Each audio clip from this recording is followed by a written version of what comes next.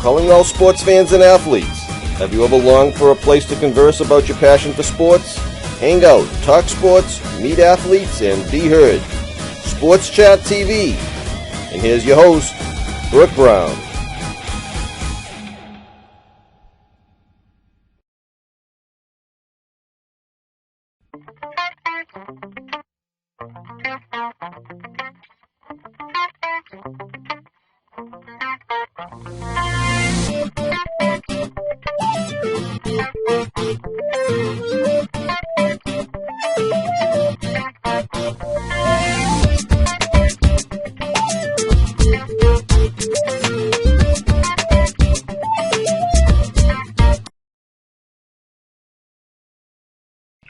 And I mean, whenever you get somebody that goes 10 starts, 8-1, a 1.79 ERA, and something like 8.3 Ks per nine against only like 2 walks per nine, that's going to add a totally different dynamic to your team than anybody cares to imagine. And this year, there's many different pitching moves, and probably the biggest one I can think of right off the top of my head is A.J. Burnett going to the Pirates. However, he got injured in spring training and ended up with a broken orbital bone. He's out 8 to 10 weeks. He's going to be back, luckily, the beginning of May. And you look at other deals. I mean, obviously, Prince Fielder coming to Detroit. Pujols going to the Angels. There are just so many more dynamics going on this year that's going to make it a more competitive. More of their talent is going to be bigger for them than anything else. The Red Sox are retooling. The Orioles are still. It's always hard to tell with the Orioles what they're going to do, who they're going to throw out. I mean, the AL East is going to be competitive, but is it going to be a good competitive, or is it just going to be like a scraping the bottom of the barrel kind of thing that you see with some of the other divisions? Yeah, that's actually my question for my division, the National League West. It's like, on paper, it's shaping up like it's going to be a competitive season, but it always ends up some team running away with it, like towards the middle of the season and just taking the crown. For the most part.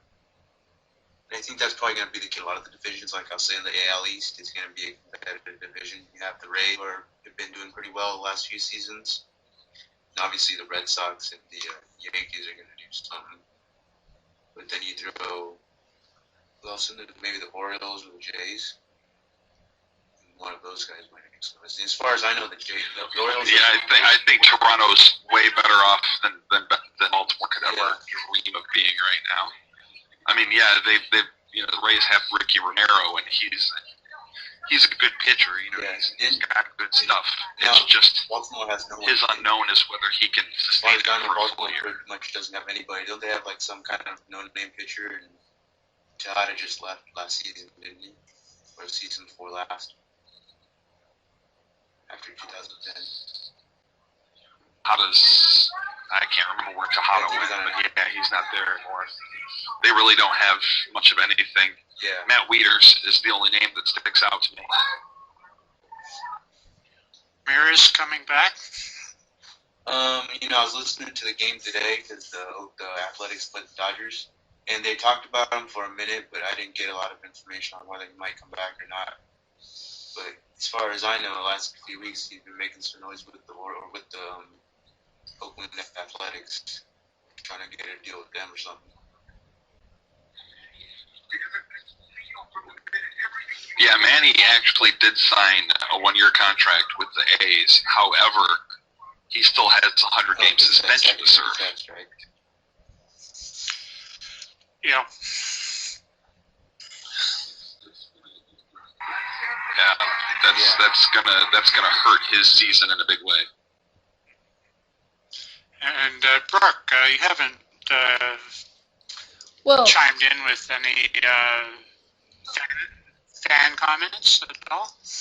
Well, I mean, I'm a little heartbroken from last season. I'm a Red Sox fan, and so the meltdown kind of sent me in orbit. But like, I'm actually interested to see how the American League, uh, shapes up this season because it's a little bit.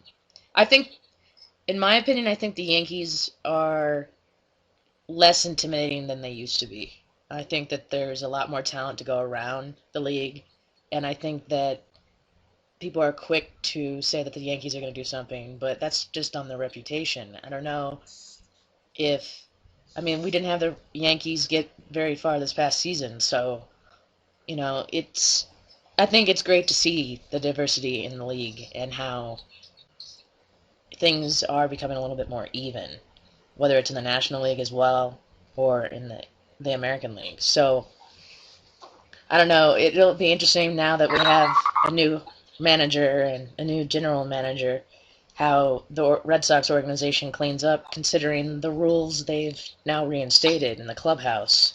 See if that'll make a difference in how they perform for the season. So. Well, I mean, the Red Sox have already lost two big names with Veritek and Wakefield.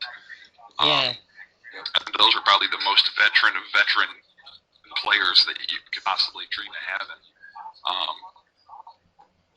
And you look at the Yankees lost some of their pitching depth with A.J. Burnett.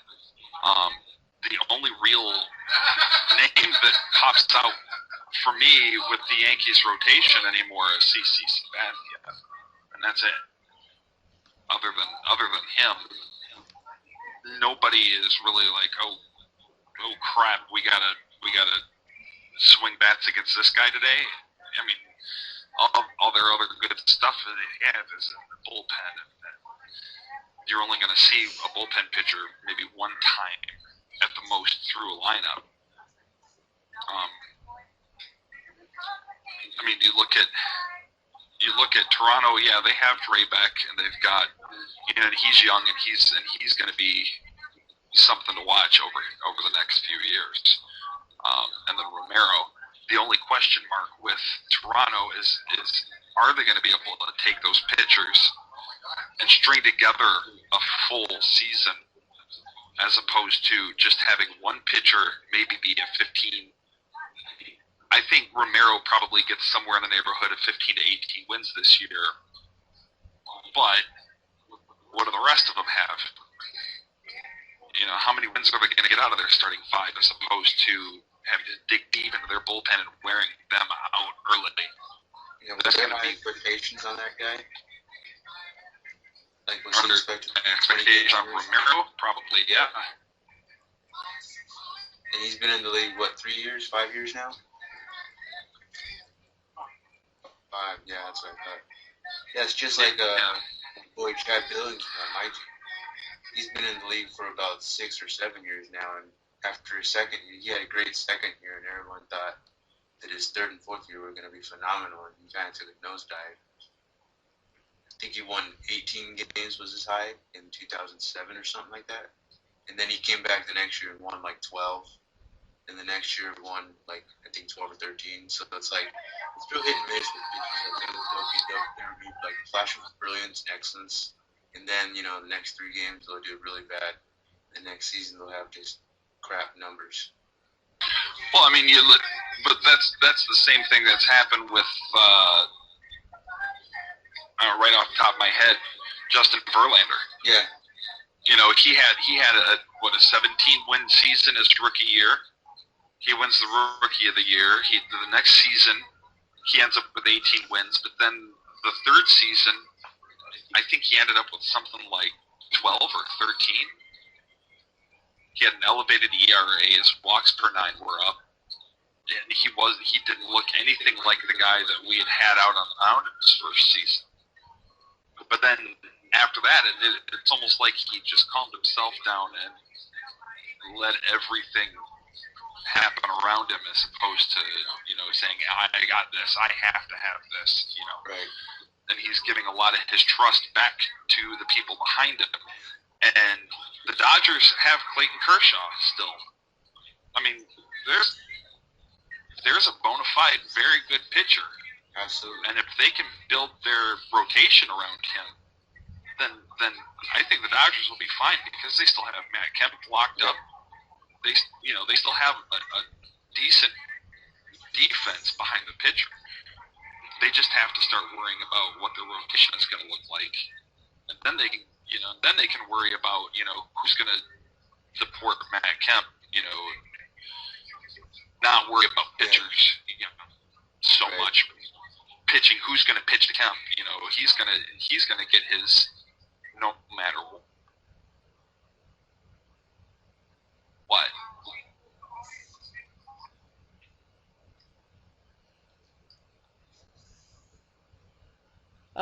Well, on that note, what league do you think is going to be stronger? Is it going to be the National League or American League this season? In terms of teams going to be above 500, and despite how they start off in the beginning of the season, what do you think? How are teams, whether it's your team or another team, are going to shape up for the season? Okay. For me, American League, probably the AL East winner is still between the Yankees and the Red Sox. And then Central, probably the Tigers. West, it's between the Angels and the Rangers. But I'm going to give the edge to the Rangers because they've really been hungry these last few years. Then National League, East to West, probably the Phillies, the Reds, to be honest with you, because the Cubs don't have a couple guys anymore in their offense, and then the Cardinals don't have Pujols anymore. So, and then Prince Fielder's not in the Brewers anymore. So that leaves room for guys on the Reds to really start making some young guys. And then West, I'm going to have to say probably the Dodgers or the Diamondbacks. Okay. Anybody else want to weigh in on this? Jay or Gareth? And for me, I'm just pretty much a rabid Blue Jays fan, and I don't really care too much about the rest of them. But,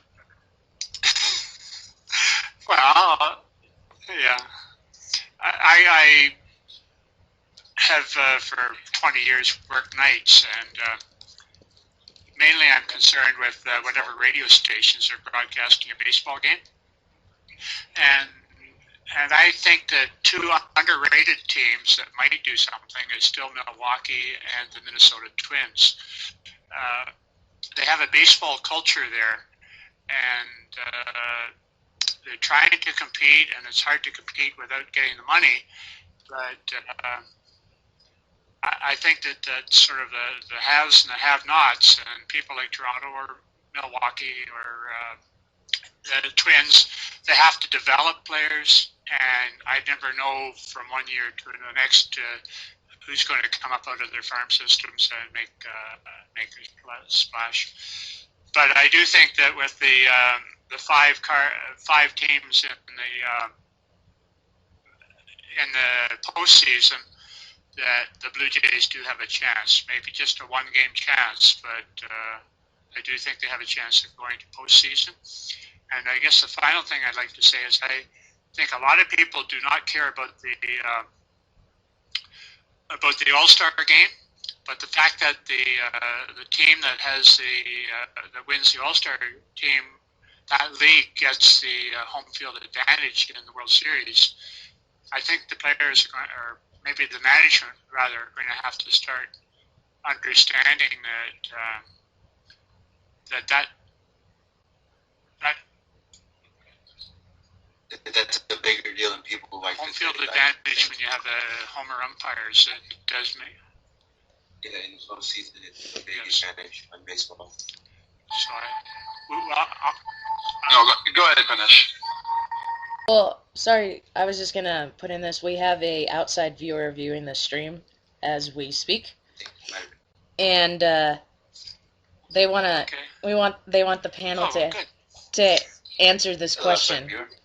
Yes, because we're streaming live on live stream right at the moment. So, The question from our viewer right now is: are the Washington Nationals or Orioles, shaping up to be better this season? That's the fan question that we have right now. What do you guys think? I'd say the Nationals are definitely shaping up to be better. I mean, look at the money they spent. Strasburg's going to be back. He's got an incredible arm.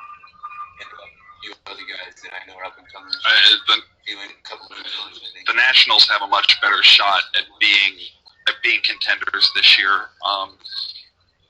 Absolutely. The Orioles still just have way too much work ahead of them. I mean, they really don't have that much as far as a dependable rotate. And the batting order doesn't really scare anybody out of the game. The Nationals, however, they're starting to get more veterans that are aware of them and willing to go play for them. They still, like you said, they've got Strasburg.